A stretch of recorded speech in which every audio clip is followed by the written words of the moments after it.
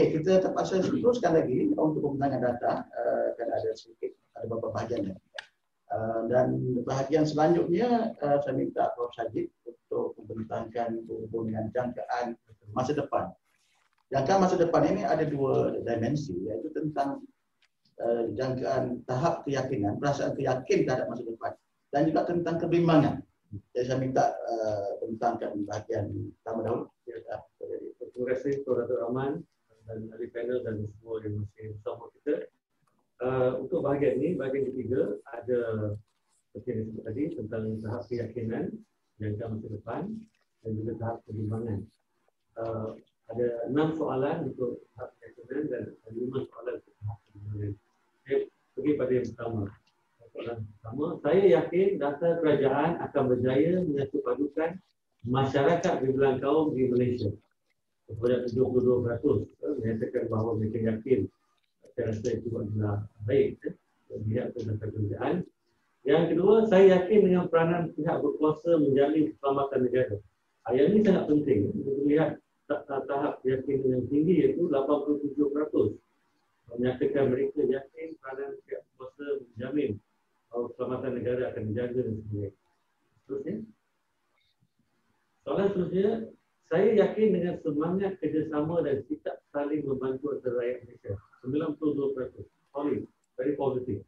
Sangat bangga kita melihat pada bagaimana mereka melihat masa depan masyarakat itu. Terusnya, saya yakin dengan kesediaan dan keupayaan rakyat Malaysia pelbagai kaum untuk membangun masa depan bersama di Malaysia. Ini sangat penting melihat kepada bagaimana mengorak langkah kepada dasar kemakmuran bersama. Kita lihat tahapnya 90%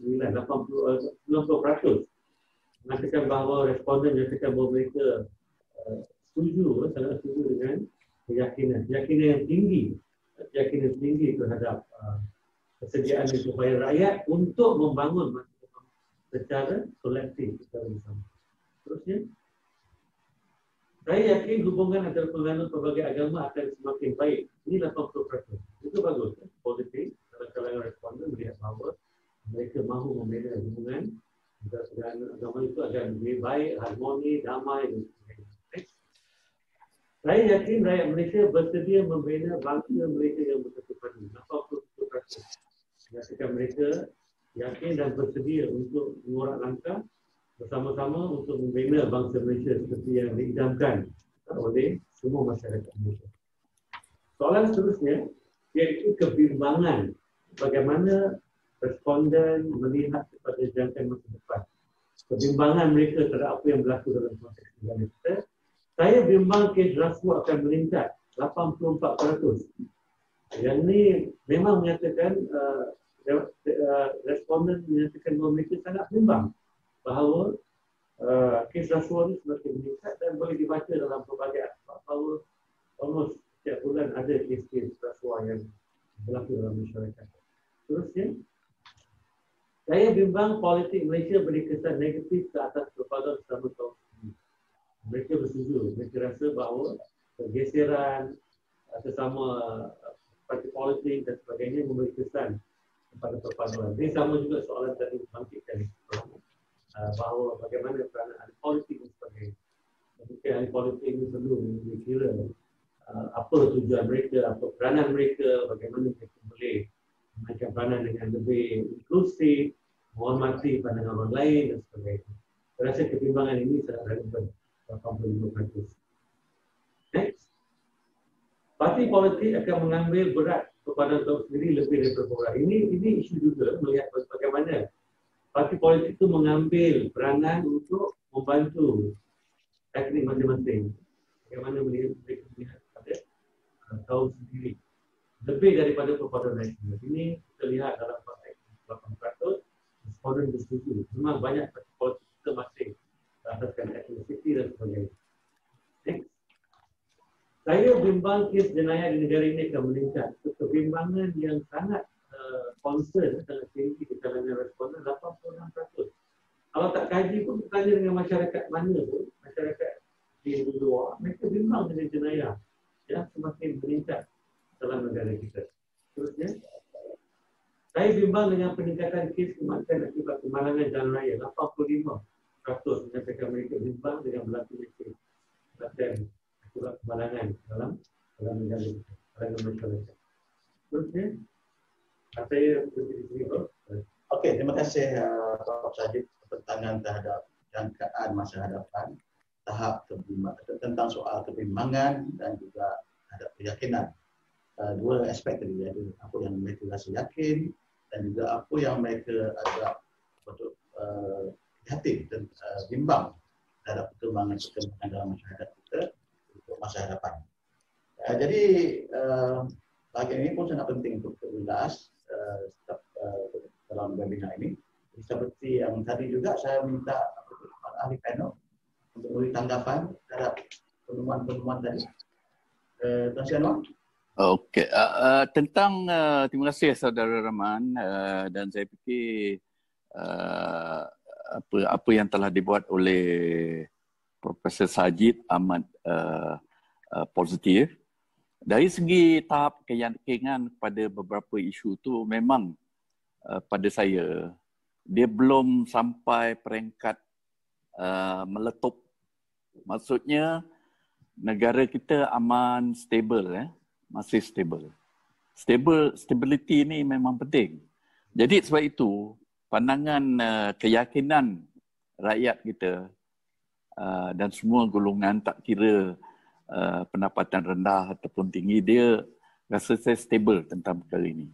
Melainkan keadaan darurat seperti saya kata awal tadilah, timbul darurat yang menjadikan keadaan tidak stable. Jadi itu yang penting. Tentang isu-isu yang dianggap negatif tadi dan kebimbangan masyarakat tidak kira kaum, memang saya pun setuju kepada perkara-perkara itu. Pertamanya rasuah ni saya rasa senang aja tangkap yang betul-betul rasuah. Masuk court, habis cerita. Tinggal lagi mungkin bilangannya ramai sangat. SPRM susah nak tangkap.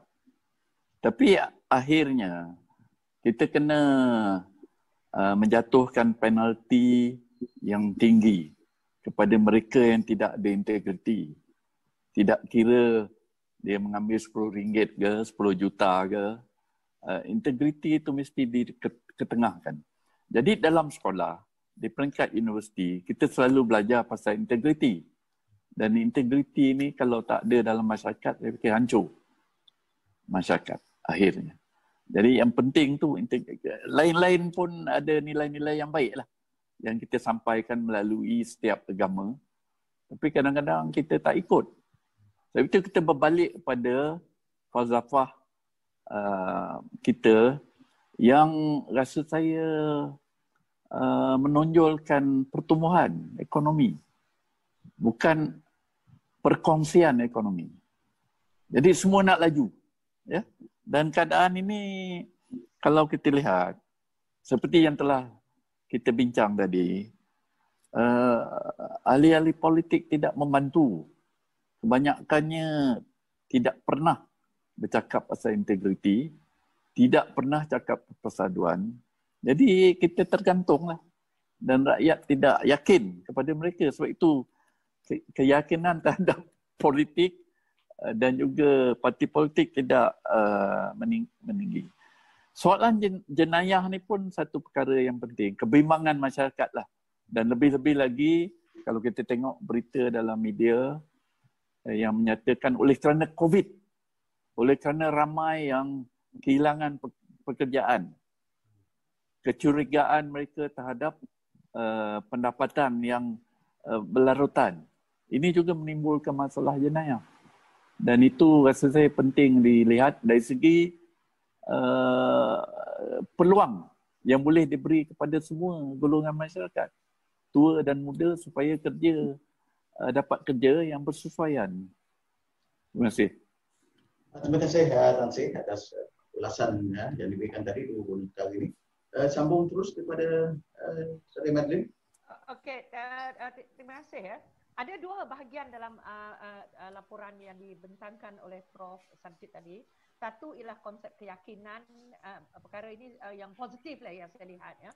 Memang saya lihat di situ data yang menunjukkan itu bahawa majoriti responden itu begitu yakin tentang masa depan Malaysia ya.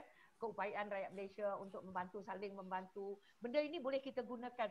Cuma yang saya khawatir bagaimana kita menterjemahkan persepsi, sebab ini hanya dalam pandangan saja bagi saya. What is it that we can do to transform it into real action? Do we really have that kind of dynamic? Sebab ini hanya data mengatakan kita yakin rakyat Malaysia boleh bersatu padu. Saya duduk di Bandar Baru Bangi, di mana 99.99999% adalah satu etnik. Saya terbayang kalau saya accident dekat depan tu, the first question they ask, ini Melayu ke, Cina ke, Iban? And then nobody ever tanya Iban pun. So ini yang saya khawatir. Atas kertas, atas soal selidik, cantik. Tetapi we must be able to translate this kind of activity, persepsi kepada aktiviti yang jelas. Lihat sajalah di universiti, di UKM, kursus-kursus yang menceritakan tentang hubungan etnik. You tanya pensyarah dia, ambil sebelah tangan, berikan nama kawan yang bukan dari etnik yang sama. They cannot even name it. I'm not even talking about students. I'm even just talking about lecturers. Berikan 5 sebelah tangan aja nama kawan-kawan you yang bukan dari kaum yang sama. So, yang saya nak jelaskan di sini, apa yang atas soal selidik may looks good, but the next level is, can we translate that to real action? Itu nombor satu. Yang kedua tadi disebut tentang isu rasuah. Ya, memang saya amat bersetuju. Selain daripada rasuah, ada juga isu-isu lain yang perlu kita beri tekanan. Tapi rasuah ini sangat sukar ya bila dia dah mula menular, dan kita lihat bagaimana persepsi masyarakat bahawa peranan because rasuah ini bukan saja dalam bentuk duit. It can be in the form of action kita. Macam kita pensyarah, kita juga boleh rasuah bukan saja dalam bentuk duit, tetapi dari segi waktu, dari segi kita tidak jujur dengan tanggungjawab kita, itu juga satu bentuk rasuah yang boleh dia. Jadi bagi saya the two things that I would highlight, one is reality, how you translate that into real action, jangkaan-jangkaan yang positif tadi, and then kedua ialah isu berkaitan dengan benda yang a bit negatif lah, yang benda yang dikhawatiri. Jadi benda ini memang saya yakin boleh kita bawa ke depan nanti, Prof. Sajid, oleh Akademi Profesor, dan dibentangkan dalam jawatankuasa. Dia banyak ada macam-macam jawatankuasa dan juga pada YB Menteri. That real actionable kind of activities that can be implemented. Thank you. Terima kasih, Adik Martin. Itu terima kasih. Jadi saya nak, I find this section quite interesting tentang keyakinan dan keseimbangan. Kalau untuk keyakinan, ada 6 soalan yang dibentangkan oleh Prof. But I want to highlight two dasar kerajaan. Dasar kerajaan 72%. Walaupun saya tidak suka pada ratusannya, but just to compare, dasar kerajaan, yakin pada dasar kerajaan 70%. Yang mengatakan yes, setuju dan serasa. But you have 20.5% yang sangat tak setuju dan tak setuju. And then we have another one, soalan yang yakin hubungan antara penganut berbagai agama akan semakin baik. 79.8%. Jadi daripada 6 soalan, 2 soalan ini yang mendapat peratusan yang lebih rendah. Bukan 80%, bukan 90%. That means ada rakyat ataupun ada responden yang kurang yakin terhadap dasar kerajaan dan also hubungan antara agama yang berlainan. Tetapi kebimbangannya ialah kita boleh lihat dari segi soalan yang 5 soalan yang dikemukakan oleh Prof. Sajid tentang kebimbangan. Dan ada 2 soalan saya fikirkan berjangka sedikit. satu soalan yang mengatakan saya bimbang politik Malaysia beri kesan negatif ke atas perpaduan sesama kaum. Dia bimbang 84.8%. Mereka bimbang. Tetapi soalan seterusnya, parti politik ambil berat perpaduan kaum sendiri lebih daripada perpaduan antara kaum. And only 68%. Ini ada sedikit percanggahan di sana. Berarti mereka fikirkan, yes, our politics is quite based, and then they also have to do it. Tentang dasar kerajaan tadi, 72% yakin, tapi ada 20% yang tidak yakin. And kalau kita lihat daripada media massa, kerajaan masih mau meneruskan dasar kerajaan yang ada orang tidak rasa yakin terhadap efikasinya untuk membantu mencapai kepada. Okey, kalau saya nak highlight satu dari segi pertimbangan, kes jenayah amat mesti ada sedikit. Memang kita rasa bimbang terhadap peningkatan kes jenayah sekarang dan juga masa akan datang. And kalau kita rujuk kepada rukun negara, the prinsip nombor 4, kedaulatan undang-undang, the rule of law. Maka tentunya walaupun 86% ya mengatakan yes mereka setuju, but we don't know apa maksud yang diberikan. Apakah mereka juga fikirkan the rule of law tak dikenakan? Sebab ada orang yang lakukan jenayah tetapi scot free. Ya, ataupun mendapat hukuman ataupun denda yang tak setimpal dengan rakyat yang biasa. So ini mungkin kita boleh highlight later on. Thank you. Okey, terima kasih Saudara Om atas ulasan tadi.